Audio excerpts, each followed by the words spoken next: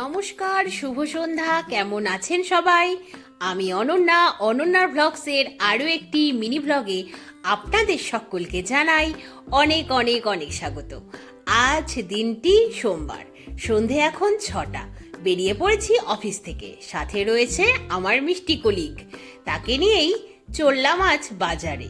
তারও কিছু কেনাকাটি রয়েছে আর আমারও রয়েছে, সেই জন্যই ভাবলাম বেরিয়েই পড়ি। যেই না বেরিয়েছি অফিস থেকে, দেখছি আকাশে কালো মেঘের ঘনঘটা, কিন্তু কিছু করার নেই, যেতে তো আমায় হবেই। আমার কলিগটির কন্ডিশনও সেম, তাই চিন্তা ভাবনা করা তো বৃথা। সেই ভেবেই বেরিয়ে পড়লাম। বাজার পৌঁছানোর আগেই ঝমঝমিয়ে বৃষ্টি নামলো। আধা ভেজা হয়েই বাজারে সব কাজগুলো সেরে অবশেষে কিনলাম মিস্টার অ্যান্ড মিসেস ইডলি থেকে মশালা ধোসা।